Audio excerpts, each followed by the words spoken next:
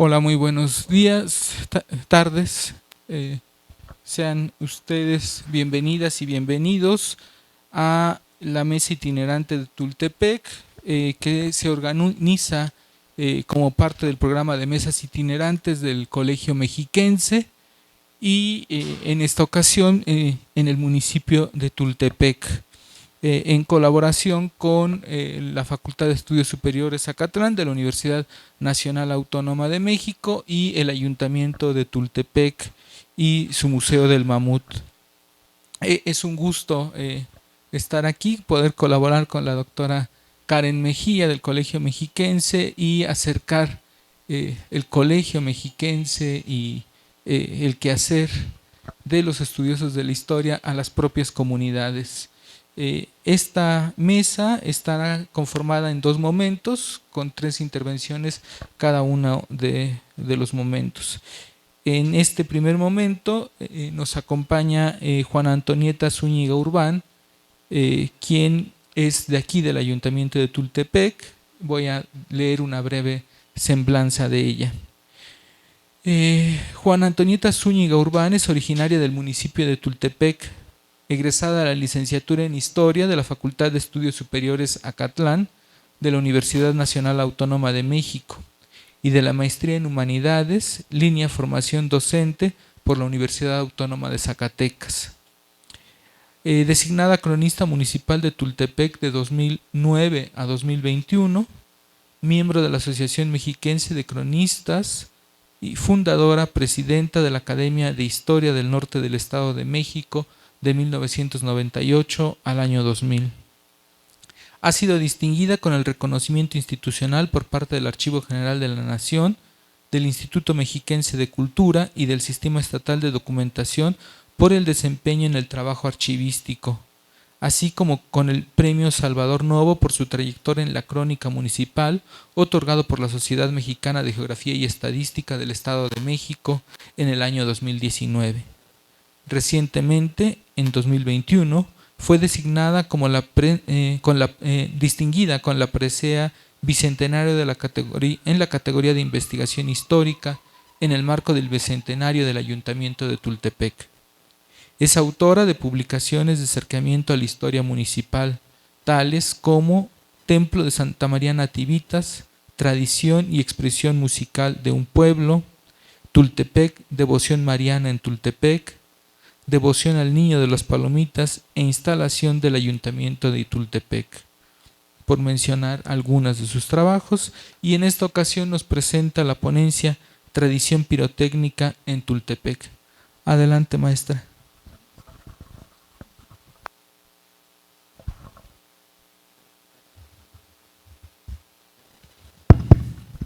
Muy buenas tardes a todos. Sean bienvenidos a esta mesa itinerante, agradeciendo la disposición del Colegio Mexiquense para albergar en este Museo del Mamut esta actividad académica, este ejercicio de acercamiento a la ciudadanía con la academia. Pues en esta ocasión voy a hablar sobre una actividad singular de Tultepec y que pues muchos la identifican por ella a este municipio. Se llama la tradición pirotécnica en Tultepec. Una tradición precisamente que por ello se llama así porque se va transmitiendo de varias generaciones, de padres a hijos. En esta imagen podemos ver una cómo los padres y los hijos desde pequeños involucran a los infantes en esta actividad en apoyo. No es un ejercicio laboral, es más bien el apoyo en familia. Cuando ingresamos a Tultepec, es conocido, bueno, en muchos medios se difunde que es la capital nacional de la pirotecnia, y así nos los hace saber los señalamientos urbanos, pero Tultepec es mucho más que eso. No solamente es pirotecnia, son algunos otros elementos culturales que pues se ciñen a la identidad y al espíritu de sentido de pertenencia de Tultepec. Este es solamente una de las muchas múltiples ventanas que nos permiten mirar a Tultepec, la pirotecnia. Bueno, tenemos un pasado milenario y prueba de ello pues son los hallazgos y los materiales que conforman este museo, los grupos humanos desde aquellas remotas épocas, de hace miles de años en el Pleistoceno, pues ya manejaban un elemento fundamental, el fuego. Entonces desde ahí tenemos esta práctica milenaria de hace al menos, de acuerdo a los hallazgos del arqueólogo Luis Córdoba Barradas, de hace al menos 14.800 años de presencia humana en esta zona y pues ya seguramente manejando este elemento que es uno de los fundamentales, que es el fuego. Nuestra ubicación geográfica pues tiene mucho que ver con nuestra identidad y nos vamos a la época prehispánica en esta zona llamada Cuenca de México, formada por 5 lagos de norte a sur, Zumpango, Xaltocan, Texcoco, Xochimilco y Chalco, pues era el hábitat para estos grupos humanos que en la época prehispánica o de México antiguo se asentaron en esta zona. En ese territorio existe un lomerío de una pronunciación moderada, que es la Loma de Tultepec. En el lomerío y alrededor de él se asentaron bastantes grupos indígenas de filiación teotihuacana, mexica y tolteca. De ello pues dan cuenta las evidencias arqueológicas que se pueden encontrar en el territorio de lo que hoy llamamos municipio de Tultepec, y de la gente de común decía, iban al campo a sembrar, a escardar la tierra y decían coloquialmente, vamos a buscar idolitos, porque así los llamaban, sin saber que todo esto era un patrimonio muy importante para la reconstrucción de esta etapa del México antiguo en esta región. En la época colonial, pues la conquista española trajo una serie de cambios, trastocando precisamente los umbrales del México antiguo, y bueno, hay una serie de instituciones que se van a establecer aquí en lo que llamaban Nueva España o Nuevo Mundo, y una de las instituciones importantes fue la encomienda, que bueno, durante el siglo XVI fue el que marcó la organización política de esta región. Tultepec perteneció a la encomienda de Cuautitlán, ahí se encontraba la sede de la encomienda y Tultepec era uno de los pueblos sujetos a la misma. En este tiempo, bueno, los territorios Tultepec, bueno, la encomienda de Cuautitlán, fueron evangelizados, se les encargó la evangelización a una de las órdenes religiosas, los franciscanos.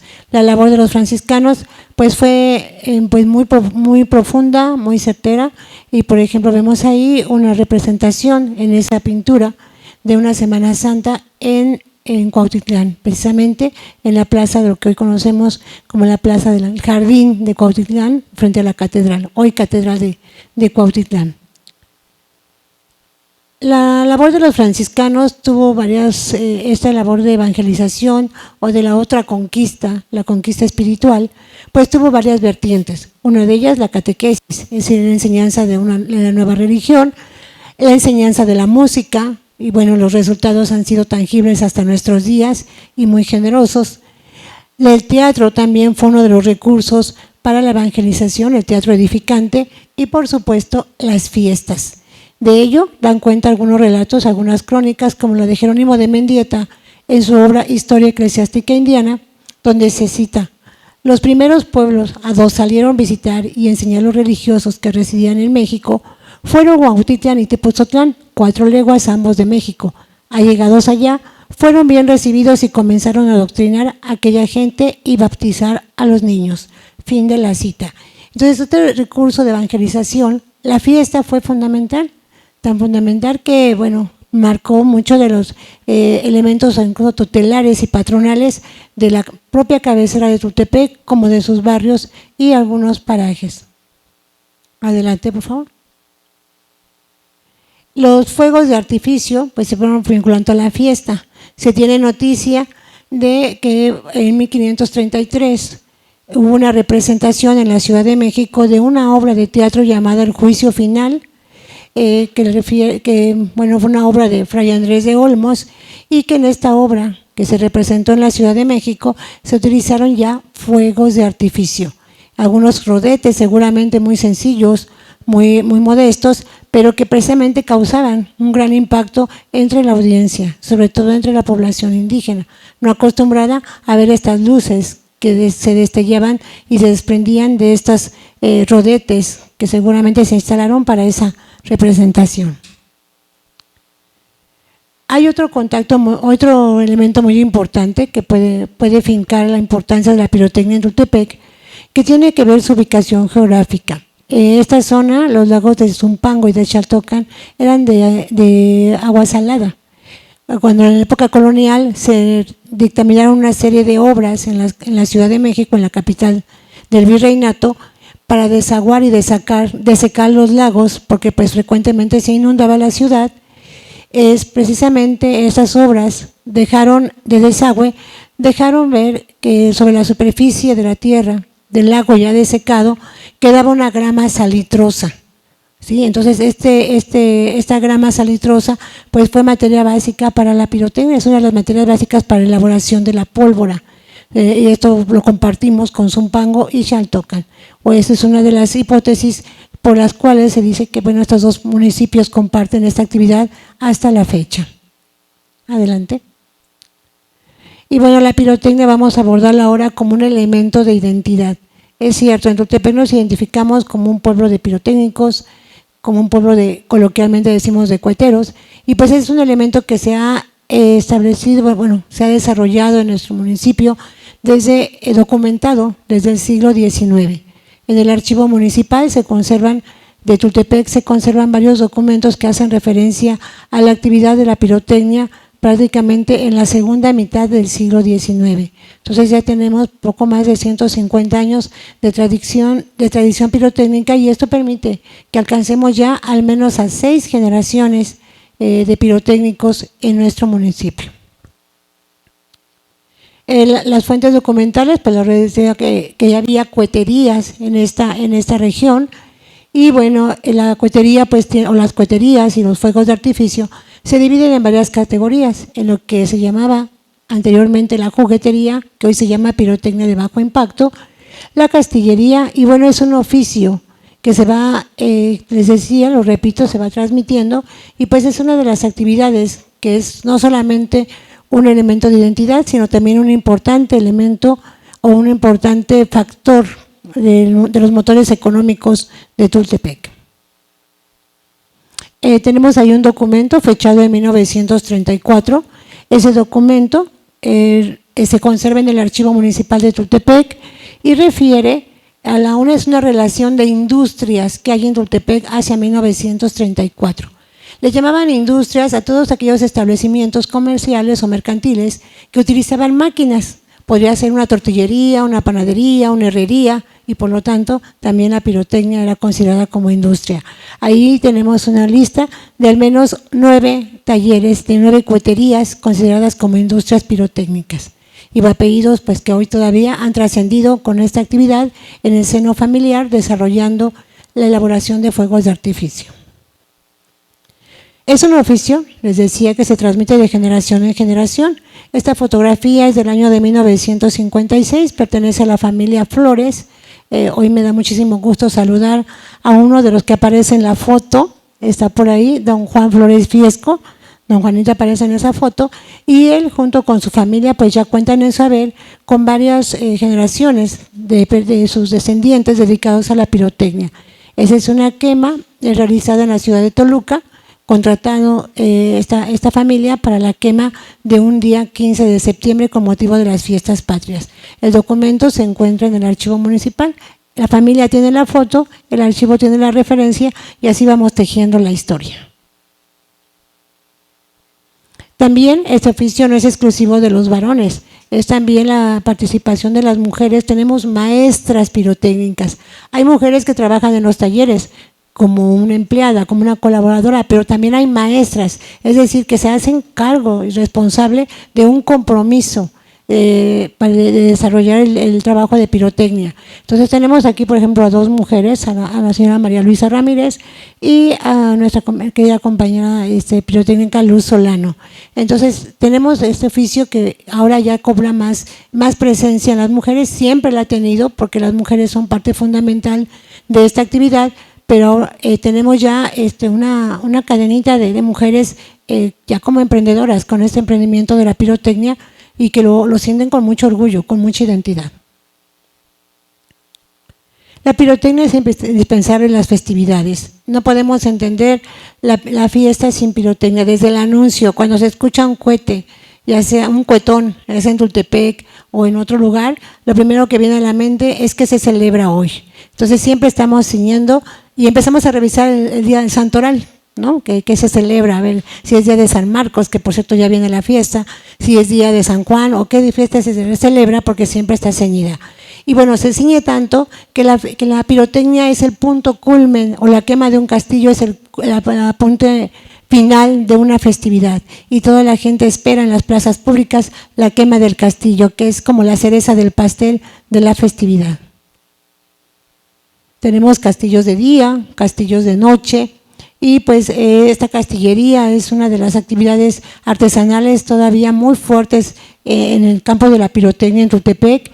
Y bueno, sí hay castillos de noche, que generalmente todos los conocemos, pero también hay una castillería de día que pues tiene una gran labor aquí en Tultepec, muy prestigiosa, por cierto. La pirotecnia pues regocija nuestros sentidos, nos invade de luces, nos invade de emociones, no solamente la vista, sino también hasta el olfato, el olor a pólvora. En el momento de la quema pues impregna nuestros sentidos, emociones. Hay una nueva vertiente, los llamados piromusicales, que es una sincronía entre lo que es la música y la pirotecnia, dos elementos fundamentales también de la identidad de Tultepec, y pues que son espectáculos aéreos y que pues han tenido pues gran despliegue originalmente en Europa, pero en México y de manera especial en Tultepec pues tienen una importancia visual muy importante y pues también ya incluso competitiva en espectáculos feriales y de concurso. Vemos ahí la pirotecnia, a veces tan sencilla como es un encendido en una luz de bengala en una procesión, ya está ahí la pirotecnia. Tenemos ahora las audiciones acompañadas de la pirotecnia y ahora hasta, creo que toda la vida nos acompañan, ahora hasta las famosas develaciones del sexo de un bebé, ya está la pirotecnia ahí, ¿no? Ya sea rosa o azul, sale el humo para saber. Entonces, a lo largo de toda nuestra vida está la pirotecnia. Hay una devoción muy fuerte al santo patrón de los pirotécnicos, San Juan de Dios, que en el mundo católico es conocido como patrono de los hospitales, pero de manera singular en Tultepec él es patrón de los pirotécnicos. Este es santo de origen portugués, cuya festividad se realiza el 8 de marzo. Y es toda una celebración en torno a esta devoción, pues se fue generando a través del tiempo una asociación religiosa llamada así, Asociación Pirotécnica San Juan de Dios, dedicada al culto y devoción a su santo patrón. En el archivo municipal también se conserva este programa de la fiesta de San Juan de Dios, fechado en 1937, y que pues nos permite recrear estas celebraciones en torno al santo patrón e intercesor de los pirotécnicos. Vemos ahí una imagen del señor Lucio Cortés portando hay un elemento decorativo en la procesión de torno a fiesta de San Juan de Dios. Y bueno, esta fiesta tiene también sus festejos profanos y populares. Uno de ellos, quizá el más conocido y más difundido, es el tradicional recorrido de toros, que se celebra previo a la festividad. Puede ser el 8 de marzo, como este año que cayó ese 6 de marzo, perdón, que celebró este día, porque siempre los toros son el anuncio de la festividad. Es como este regocijo de convidar a la comunidad el acercamiento de la fiesta. También otras actividades populares se ciñen a esta festividad, como la elaboración de hermosos tapetes de acerrín, que forman parte de lo que se conoce como el arte efímero, porque es mucho trabajo, mucha labor para unos cuantos minutos que duran su presentación, dedicados precisamente a su santo patrón.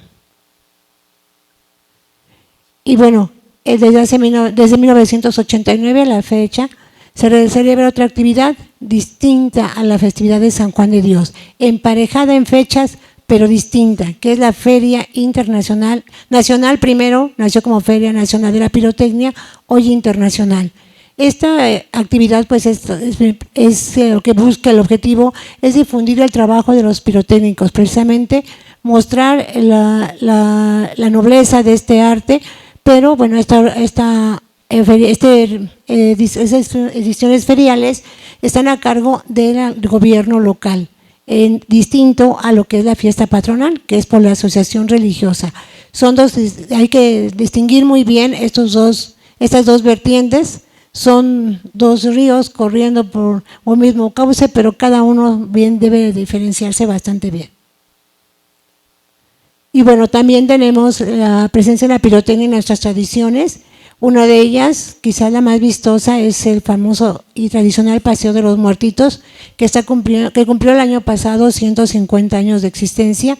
Allí es donde vemos también que las manos de los artesanos son muy diestras para elaborar hermosas figuras que en la noche, iluminadas con una vela al interior, y estos faroles se convierten en verdaderos ríos de color para recibir las almas de aquellos infantes que murieron a edad muy temprana la noche del día 31 de octubre de cada año. Y esta sensibilidad hacia la pirotecnia también ha trastocado las emociones de los artistas plásticos. Llega a tocar los umbrales del arte en la pintura, en la escultura y pues en un trabajo bastante rico que es la cartonería. Adelante, por favor. Ahí tenemos la cartonería y pues los globos de Cantoya, todas estas expresiones populares que están pues en estos umbrales de la pirotecnia asociados a ella. Vemos allá a los maestros cortaneros también creando alebrijes, creando pues proyectos también interesantes, incluso ya piezas iluminadas. Algunas de estas piezas incluso están en el extranjero, se están expuestas en otros países. Y el sentido de identidad pues está permeando en las familias. Las familias con mucho orgullo pues se dicen poseedores de estos saberes, de estas prácticas, y pues vemos ahí la importancia de este elemento de identidad. Por ello hablamos que se habla de una tradición en la pirotecnia, como un elemento identitario de esta comunidad. Y pues yo sí quiero solamente agradecer su atención y pues precisamente invitarlos a que conozcan más sobre este noble arte de los fuegos de artificio que iluminan el cielo de México y del mundo, y en Tultepec tenemos el gusto de crear nuestras propias estrellas a través de la pirotecnia. Muchas gracias.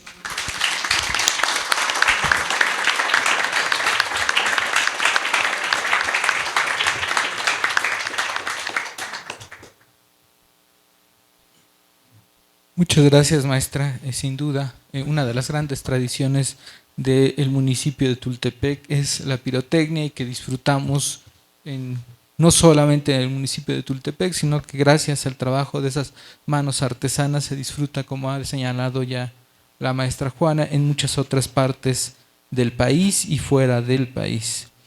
Vamos a continuar ahora con la intervención de Nicolás Vázquez Ortega, quien realiza una estancia postdoctoral del CECITI en el Colegio Mexiquense. Nicolás Vázquez es doctor y maestro en Historia por el Colegio de México, licenciado en Historia por la Escuela Nacional de Antropología e Historia y licenciado en Derecho por la Facultad de Estudios Superiores Acatlán de la Universidad Nacional Autónoma de México.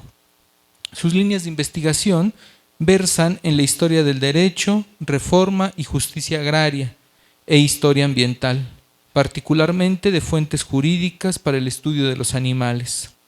Su tesis doctoral, Juicio de Amparo y Reforma Agraria en el Estado de México, 1917-1971, recibió el Premio Salvador Azuela en Investigación Histórica sobre la Revolución y Postrevolución Mexicana 2024, otorgado por el Instituto Nacional de Estudios Históricos de las Revoluciones de México, INERM. Sus recientes publicaciones son los capítulos Sentencias relevantes de la Suprema Corte en materia agraria, un acercamiento desde el Juzgado de Distrito del Estado de México, 1917-1931, publicado en el libro El papel histórico de la Suprema Corte de Justicia de la Nación a 200 años de su fundación en 2024, y La lucha por la tierra en un ejido mexicano, Atencingo, Puebla, 1937-1947, que forma parte del libro El corazón que labra la tierra, las luchas sociales y políticas en el campo mexicano durante los siglos XX y XXI, publicado en 2025. Y en esta ocasión nos presenta la ponencia Santiago Teyahualco, una década de lucha por la tierra, 1925-1935. Y denme nada más unos minutitos para poner su presentación y poderle dar la palabra. Es esto. Adelante, maestro. Doctor. Bueno, pues muy buenas tardes a todas y todos. En primer lugar, agradecer a todas las instituciones que permiten que estemos reunidos el día de hoy. Por supuesto, al Ayuntamiento Constitucional de Tultepec, a la Universidad Nacional Autónoma de México a través de su Facultad de Estudios Superiores Acatlán, de la cual también, pues como ya escucharon, soy egresado, y al Colegio Mexiquense, institución en la cual me encuentro realizando una estancia de investigación, y en ese sentido, pues agradecer particularmente a la doctora Karen Ivette por la invitación a participar, y también a José Trinidad, coordinadores de esta mesa, ¿no? Quiero iniciar también reconociendo y felicitando pues el esfuerzo que hay por parte de mucha gente de Tultepec por el rescate de su historia y en general de esta región de la entidad. Ya nos hablaba la maestra Juana sobre el papel de la pirotecnia y la identidad que le da al municipio. Tenemos los trabajos que ha hecho el doctor Luis Córdoba, que más adelante nos hablará del museo. Y hasta cierto punto pues es necesario que se hagan estos trabajos, por eso la invitación también a quienes están presentes para seguir con esta tarea. De una u otra manera también parte de mi vida está asociada a Tultepec, porque muchos de los compañeros que estudiaban en la FES en ese momento son originarios de acá, conozco sus historias, sus traslados, algunos de ellos están por allá atrás que vinieron a acompañarnos. Y también estás haciendo esa labor, y entonces me tomo este par de minutos también para recomendarles unos trabajos que están haciendo ellos, Leyendas de mi barrio, donde recopilan parte de esa tradición oral del municipio, y Memorias de mi pueblo, antología narrativa. Este es el tomo número 3, en la entrada me parece que tienen algunos ejemplares a la venta, y por eso es que quería comenzar mi intervención de esta manera, ¿no? Felicitando y destacando el esfuerzo que hacen mucha gente, tanto a nivel institucional, pero también a nivel de la comunidad, ¿no? Entonces, vale la pena hacer ese reconocimiento. Mi tema, o lo que les voy a compartir ahora, pues tiene que ver con parte de mi investigación doctoral. Yo trabajé reforma agraria, y justo uno de los estudios de caso que analizo es el del ejido de Santiago Teoyahualco. Es una década de lucha por la tierra, solamente es un fragmento de esa larga historia. Me centro en estos años porque es cuando inicia la solicitud de tierras y cuando, digamos, se resuelven todos los litigios ante la Suprema Corte. Como pueden, bueno, más o menos quiero compartir con ustedes algunos datos de la estructura económico-social previo a la Revolución Mexicana. Como pueden ver en pantalla, pues son las haciendas principales de la región. Tultepec no tenía administrativamente ninguna hacienda circunscripta.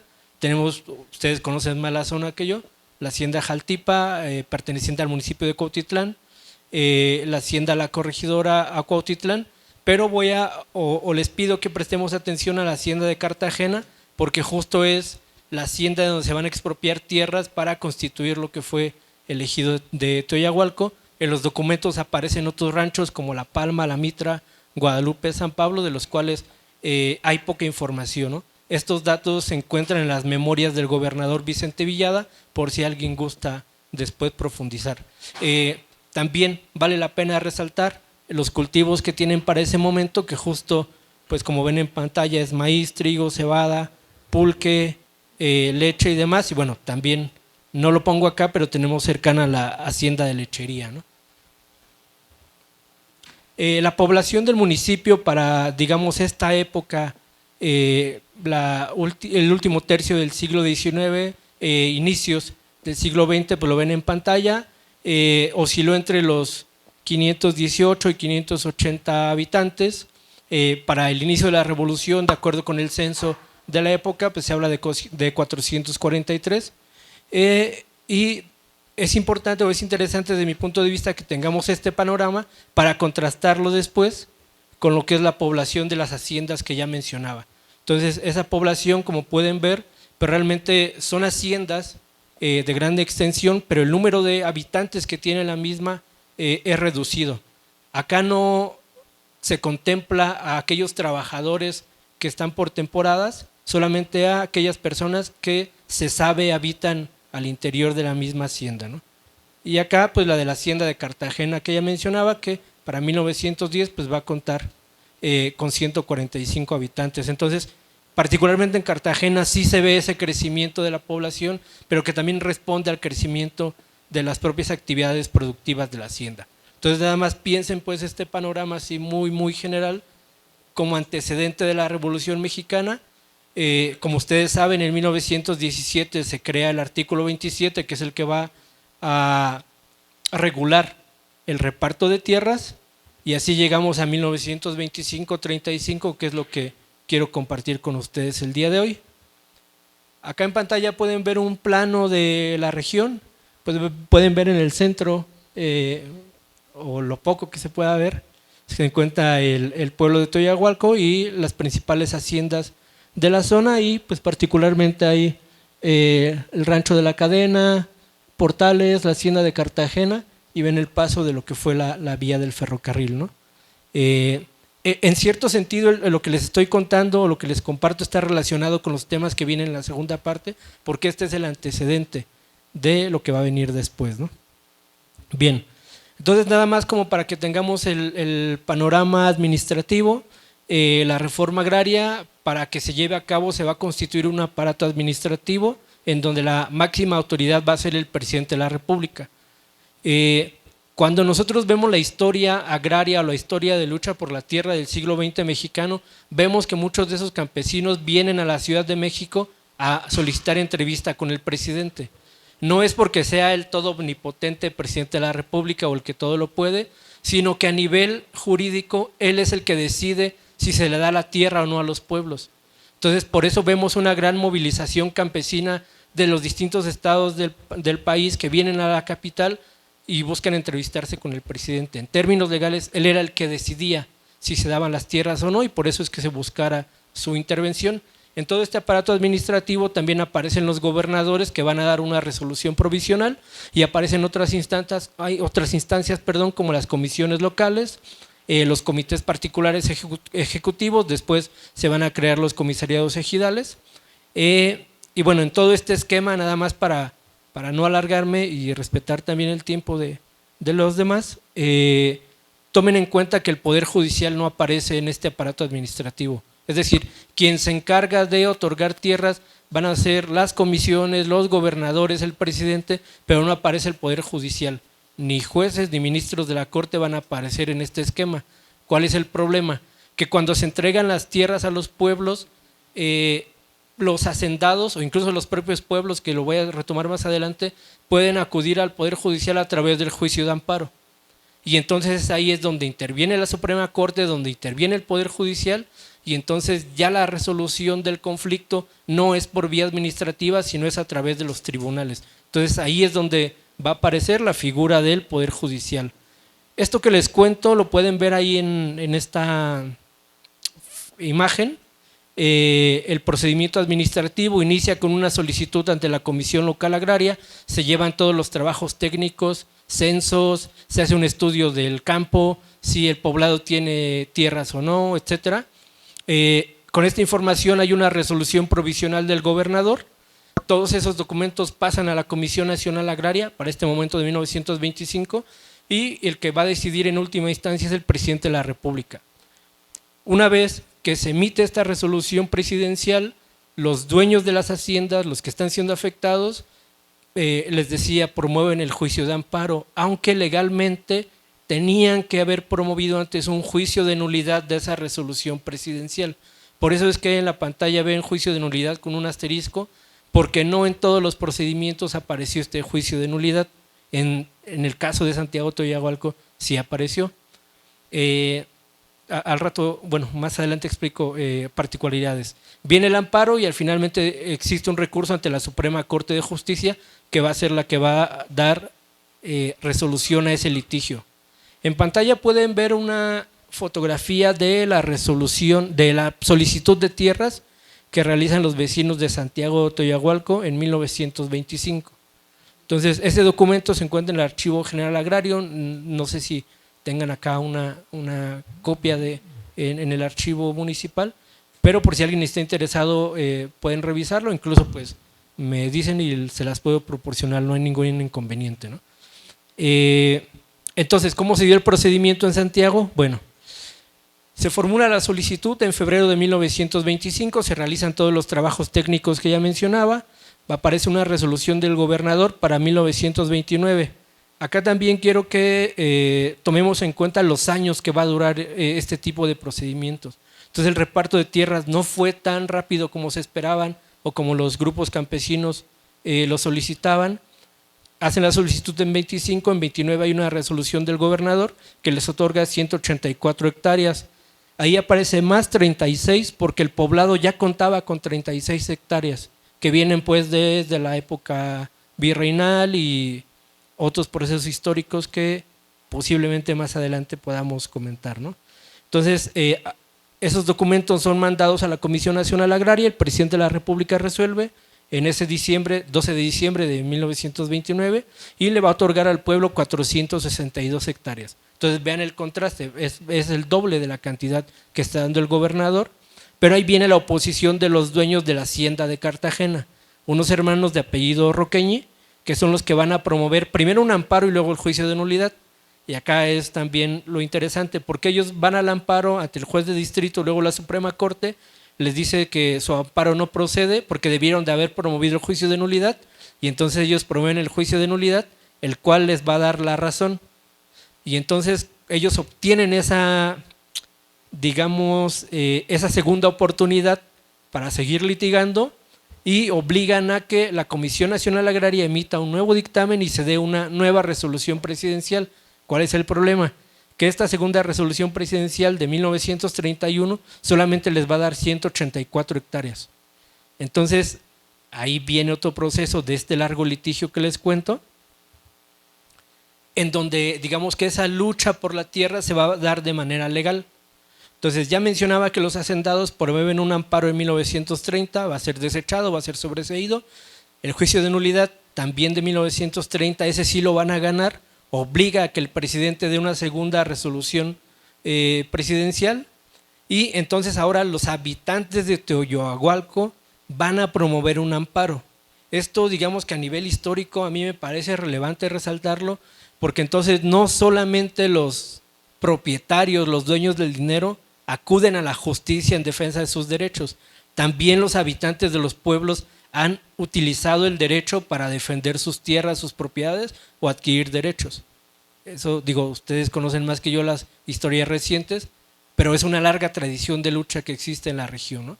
Que hay manera pues de acudir a las instancias judiciales para hacer valer los derechos. Sin embargo, aunque promueven ese amparo, les va a ser sobreseído. ¿Por qué? Porque en 1931 hay una reforma a la ley agraria y se va a prohibir el amparo en todo el país. A ver, todo el amparo relacionado con la reforma agraria se va a prohibir. Entonces va a ser desechado ese amparo que promueve Toyahualco con el argumento de que ya hubo una reforma a la legislación agraria, ¿no? Nada más ahí en pantalla pueden ver parte de los principales aspectos de esta prohibición. Va a ser en 1931, promovida por el senador zacatecano Lauro Caloca. En términos generales, pues esta disposición publicada en diciembre de 1931 va a impedir que se promuevan amparos en contra de estas resoluciones presidenciales que les comentaba, y eso es un aspecto también a destacar, porque esto es lo que permite que el reparto agrario sea más acelerado en el periodo de Cárdenas. Hasta este momento se tenía que agotar todo el procedimiento que vieron en la flecha que les compartí, se tenían que agotar las instancias, y son litigios que duraban 8, 9, 10 o hasta 15 años. Ya cuando viene esta prohibición y viene la época de Cárdenas, pues eso posibilita que sea más rápida la entrega de tierras, porque ya no hay este medio jurídico de defensa. ¿Qué va a pasar con la cuestión del poblado? Bueno, les comentaba que en abril, les niegan el primer amparo, van a promover un segundo amparo en 1933. Aquí alegan que ellos ya tienen tierras, ya tienen una segunda resolución presidencial, pero el dueño de Cartagena no los deja acceder a esas tierras.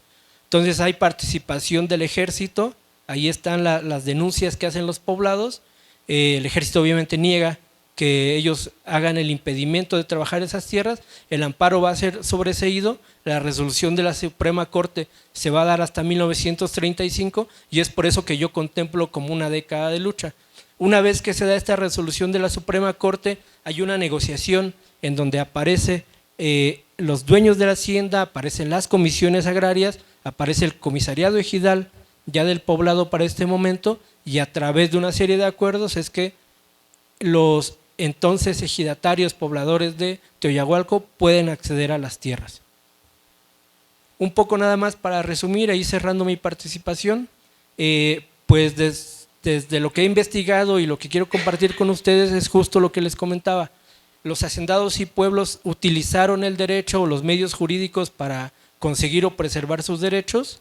En este litigio o en esta década por lo menos hay 3 amparos y un juicio de nulidad, lo que hizo que este litigio fuera de una década. Hay 2 resoluciones presidenciales, que esto es bien extraño en la historia de la reforma agraria, pero bueno, el caso de Santiago Teoyahualco apareció justo por esa lucha legal que se dio en los tribunales. Pero bueno, digo, finalmente, a pesar de que hubo tantos recursos legales, la Suprema Corte los desechó. Aquí lo que hay que también tomar en cuenta es que quizá los dueños de la hacienda sabían que les iban a expropiar esas tierras, pero fueron alargando el trámite lo más que pudieron. ¿Para qué? Para aprovechar la explotación de las tierras más ricas con las que contaban, pero sobre todo porque ellos tenían establos y tenían cultivo de alfalfa, con el cual abastecían al ganado de la zona, que es el que producía la leche que se distribuía en la región, pero que también se vendía en la Ciudad de México, ¿no? Entonces, el fondo del asunto tiene que ver con eso, con el cultivo de la alfalfa en esta zona de la entidad. Y pues finalmente la lucha que libraron los pobladores de Santiago Teoyahualco les permitió disponer de las tierras que habían sido otorgadas. Cierro con esto. ¿Qué pasó después? Pues lo van a contar las personas que vengan en la segunda mesa. Particularmente es una historia muy rica la del municipio, pero nada más en pantalla para que tengan una idea. No sé si se alcance a notar, creo que sí. Esa es la lista de las acciones agrarias que hay registro. Posiblemente hay otras que no están consignadas en esta tabla, pero son la serie de acciones agrarias que se libraron en el poblado, que tienen que ver con la dotación que ya les contaba. Yo solamente les conté esa parte de donde acceden a las tierras.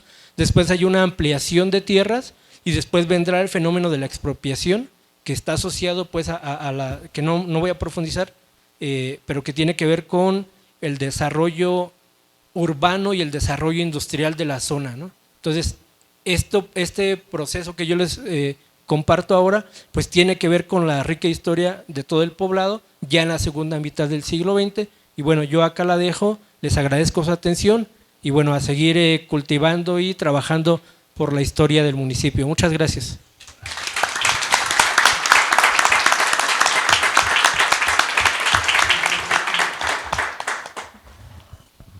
Muchas gracias al doctor Nicolás Vázquez Ortega por esta mirada tan interesante que nos ha presentado sobre el tema agrario en lo que es el pueblo de Teoyahualco. Vamos ahora a dar paso a la tercera intervención de la mesa, que está a cargo de Luis Córdoba Barradas, quien está adscrito a la Dirección de Salvamento Arqueológico del Instituto Nacional de Antropología e Historia. Luis Córdoba Barradas es arqueólogo, originario y vecino del municipio de Tultitlán, egresado de la Escuela Nacional de Antropología e Historia, en donde obtuvo el grado de licenciatura en Arqueología. Es investigador del Instituto Nacional de Antropología e Historia desde 1986. Fue cronista municipal de Tultitlán y es miembro de la Asociación Mexiquense de Cronistas desde 1989. Ha participado en numerosas excavaciones arqueológicas, entre las que destacan la recuperación de osamentas de mamut en San Pablo de las Salinas, Coacalco, Ecatepec, Guadalupe Victoria, Nextlalpan, Tlanepantla y Tultepec, por supuesto. Sus publicaciones son de temas de arqueología, historia y genealogía. Autor de la monografía de Tultitlán y coautor de las de Coacalco y Cuautitlán.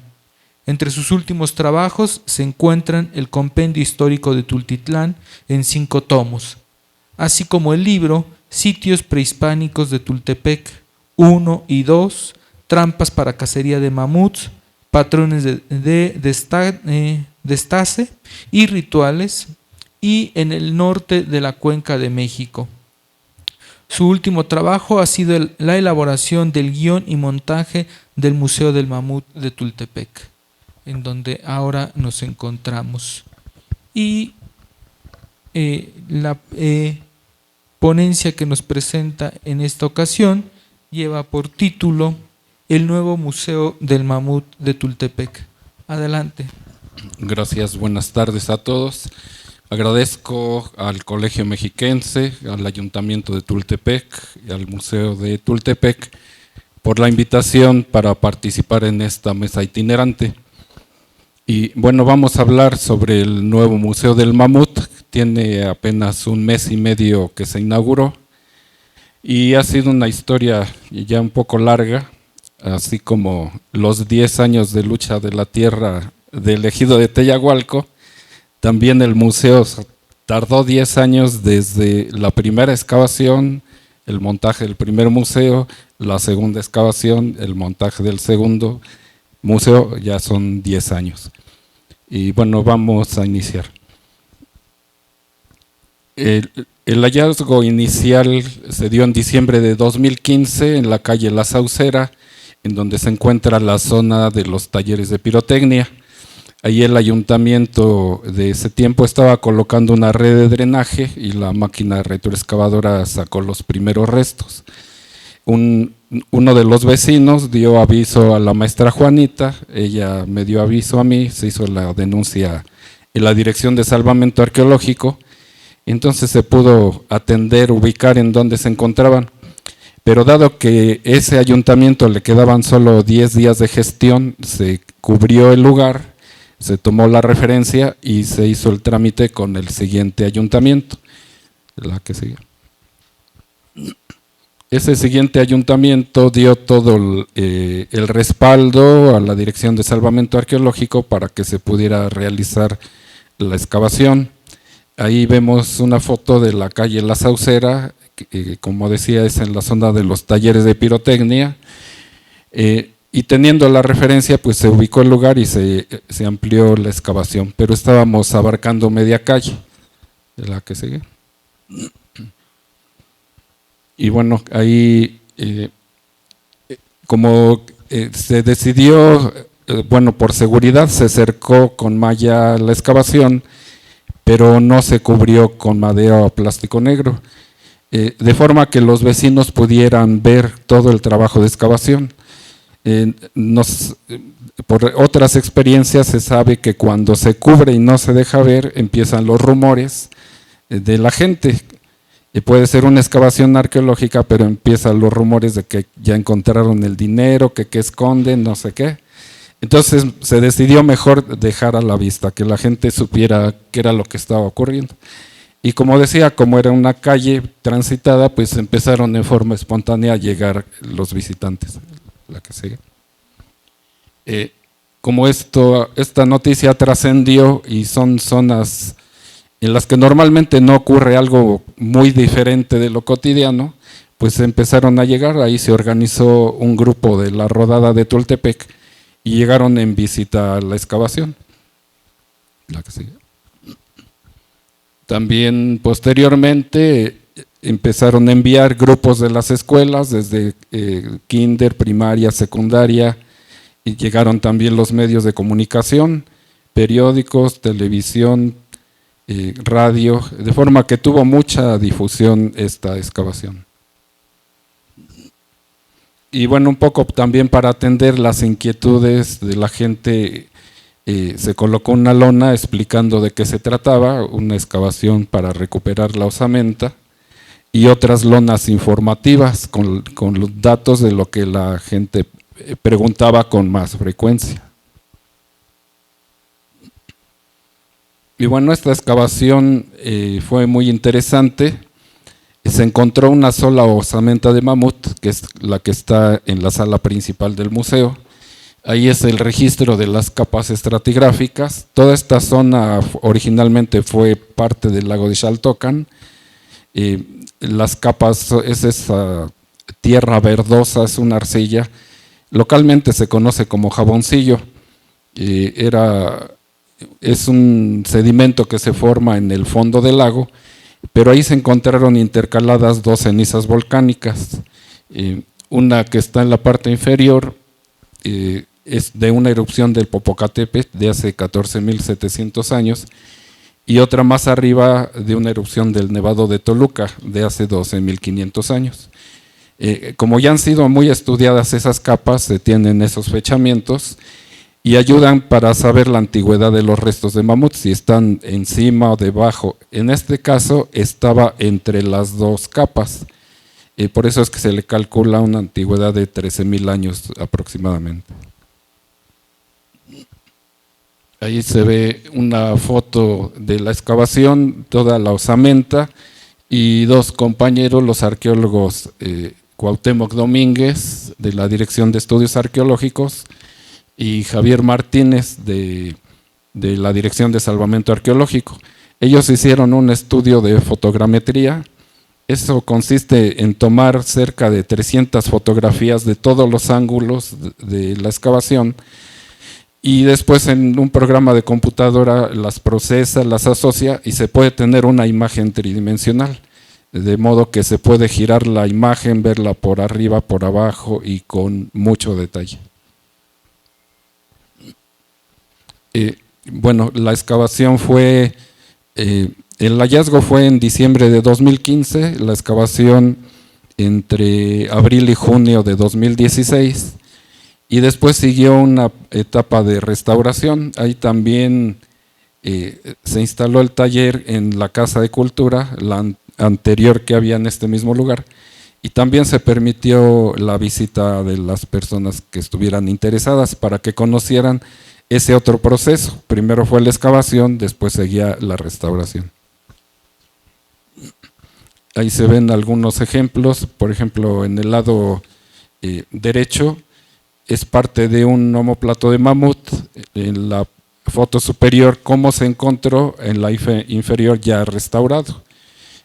Aparentemente, bueno, en el museo vemos las piezas ya completas, pero se encuentran rotas en la excavación. Entonces, es todo un proceso de limpieza, consolidación y restauración. También el ayuntamiento tuvo el interés, y sobre todo la maestra Juanita, de que la osamenta se quedara en Tultepec. Se hicieron los trámites, había un edificio en la anterior Casa de Cultura y se firmó el convenio de comodato entre el Instituto Nacional de Antropología y el ayuntamiento. Ahí es el proceso ya de montaje, cuando estaban elaborando la estructura metálica para la osamenta de mamut. Esa era la vista del primer museo. Era un edificio aquí mismo en la Casa de Cultura que no tenía mucho uso todavía, entonces ahí se pudo instalar el museo. En ese primer museo hubo participación también de varios vecinos. El pintor Cervantes hizo ese mural recreando la zona de cómo era el lago de Xaltocan, visto desde el lugar en donde se encontró el mamut. Se ve del lado izquierdo el cerro de Tultepec y hacia el fondo los cerros que se ven en el horizonte. También hay un grupo de cazadores, porque de acuerdo al análisis de cómo se encontró la osamenta, se pudo deducir que fue aprovechada por cazadores prehistóricos. Y parte de eso se explica en alguna de las cédulas del nuevo museo. Ahí es la vista de el mamut en ese primer museo. Debido a que el edificio ya estaba y era muy alta la osamenta, se hizo una fosa para que pudiera caber. Ahí se recreó el pantano, pero integrándolo al mural que estaba en la parte posterior. esa es una tabla de los visitantes que vinieron a ese primer museo. Funcionó aproximadamente 1 año y medio, se inauguró en 2018 y en ese tiempo hubieron más de 60,000 visitantes.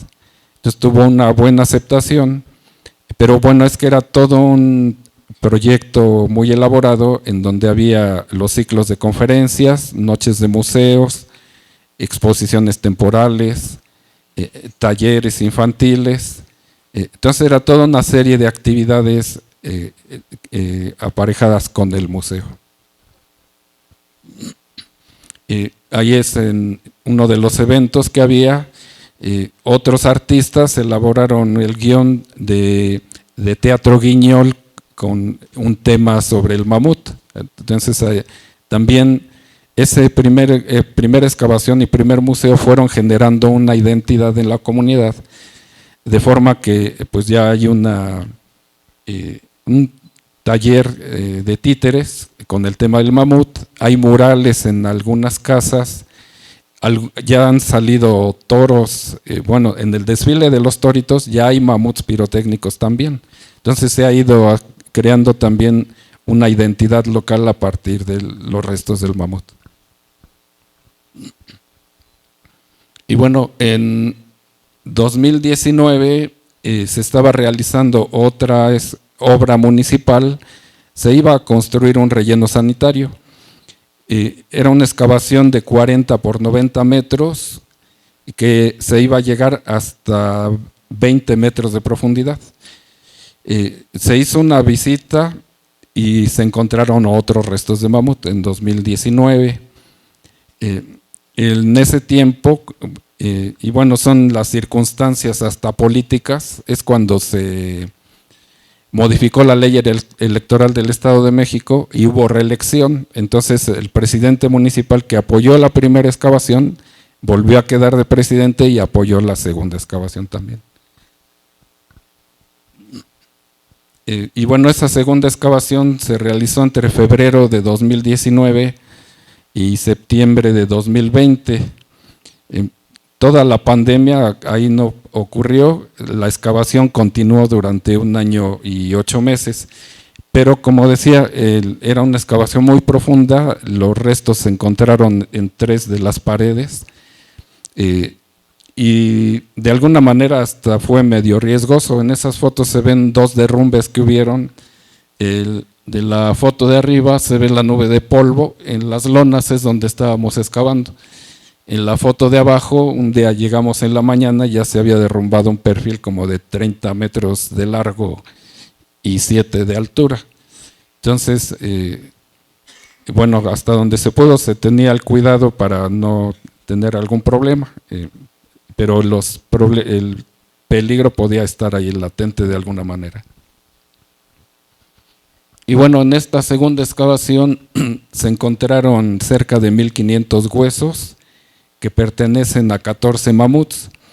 No están completos, pero se identificaron de 14.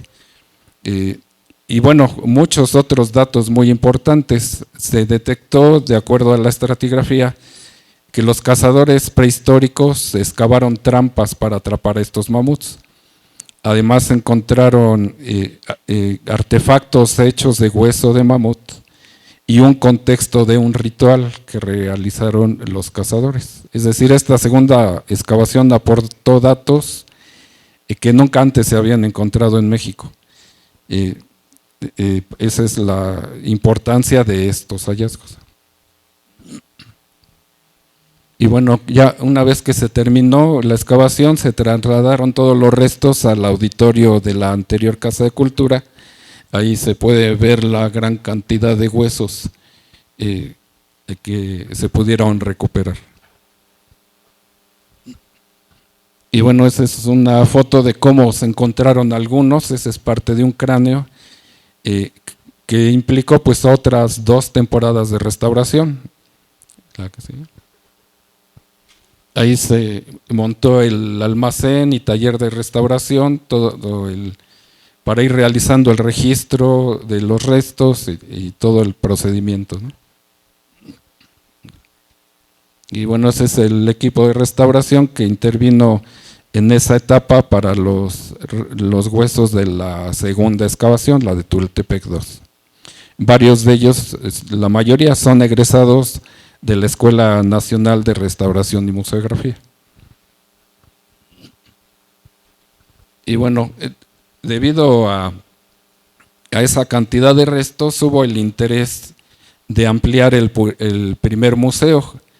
Si ya había un mamut y se encontraron más restos, pues había que ampliar. Pero también, pues por las circunstancias políticas de ese tiempo, es cuando se empezó a construir el aeropuerto de Santa Lucía. Entonces hubieron proyectos de inversión en los 7 municipios de alrededor. Y en Tultepec, uno de los proyectos fue la ampliación del museo. Pero el gobierno federal, que es quien construyó, SEDATU específicamente, ellos decidieron que no se iba a ampliar, no se iban a poner pegotes al edificio, sino que era mejor construir un edificio nuevo. Y es lo que se hizo. Por eso este nuevo edificio es mucho más grande. Ahí se ven en las fotos el inicio de las obras, la cimentación. Bueno, primero demolieron todo, el anterior museo, la Casa de Cultura. Ahí se ve el terreno vacío y luego ya empezaron a colar las cimentaciones. Ahí ya es la etapa cuando empezaron a levantar los castillos metálicos, los muros de tabique, el cimbrado de losas. En ese dibujo es un primer plano con el que hubo que trabajar para ir formando el guión museográfico. Se designaron 4 espacios, el espacio A, B, C y D, y 4 salas, 1, 2, 3 y 4, y además el jardín. Entonces, a partir de ahí es como se iba a diseñar el guión museográfico. Y bueno, hubo por parte de la empresa constructora una primera propuesta de guión, pero primero se tenía que analizar porque pues desgraciadamente hubo como una imposición del gobierno federal. El guión no se pudo hacer al mismo tiempo del diseño del museo y hubo que adaptarlo al edificio que estaba. Entonces esta empresa propuso un primer guión, bueno, más que el guión, la elaboración de las celosías de madera, la distribución de las áreas, pero por la forma como diseñaron el edificio tenía muchos puntos muy angostos entre los muros. Ahí es lo que se señala. Hay espacios que son de 3 metros de ancho, algunos un poco menos. Entonces había que tener muy claro todo eso antes de empezar cualquier montaje. Ahí fue la primera propuesta de la empresa. Con los círculos rojos se señalan los puntos en donde se formarían cuellos de botella por la propuesta de ellos. Había unos que quedaban de 1,5 metros de ancho, entonces simplemente por protección civil no se podía aceptar eso, ¿no? Entonces tuvo que analizar la propuesta de ellos y rehacerla totalmente para no crear esos problemas, ¿no? Y bueno, finalmente así es como se diseñaron las áreas. La mitad de abajo señalada con un óvalo rojo es toda la parte que tiene que ver con la biología del mamut, su evolución, sus diferencias por sexo y edad, la fauna y flora del Pleistoceno, es toda la parte natural. La mitad de arriba del círculo verde es la relación del ser humano con el mamut, y ahí es donde se tenía que destacar todos esos datos de las trampas, el ritual, los artefactos de hueso. Es decir, se tenía que darle un sentido al guión, pero además cuidando la parte de la protección civil, cómo iba a ser la circulación del museo, en dónde deben ir lámparas, cámaras, todo ese diseño. Y bueno, ahí es la otra etapa ya del montaje del museo, la elaboración de varias estructuras metálicas, las cédulas que fueron elaboradas por diseñadores de la Coordinación Nacional de Museos y otra empresa que imprimió todas esas cédulas. También participó Sergio de la Rosa, es un artista plástico que se ha especializado en el Pleistoceno. Él elaboró muchas de las imágenes y figuras que están en el AIFA también. Estas imágenes también él las hizo, las del Pleistoceno. También intervino una empresa de Colima, se llama Colima 3D. Ellos escanearon algunos huesos para poder hacer algunas reproducciones que hacían falta.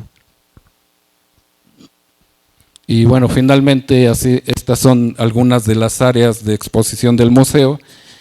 Se ve en la foto superior derecha el mamut principal, el que se excavó en 2016, y en la foto superior izquierda una vista de las maquetas, una de las imágenes.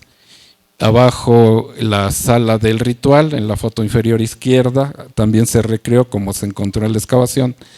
Y en la foto inferior derecha, la presentación de dos pelvis, una de macho, una de hembra, con sus patas traseras. Entonces también se trató, por un lado, resaltar lo que se encontró en esta segunda excavación, pero tratar también de que no fuera un museo igual que el de Santa Lucía, que cada uno tenga sus diferencias y que más bien sean como complementarios. Entonces, pues es todo, y al final pues pueden dar el recorrido por el museo. Gracias.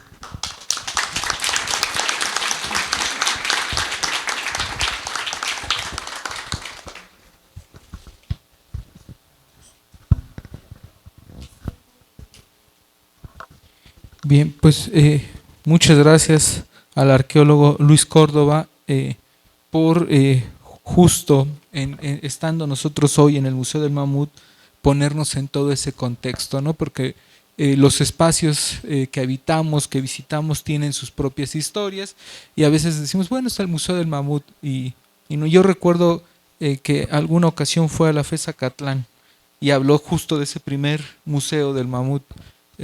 Tuve ahí oportunidad de escucharlo.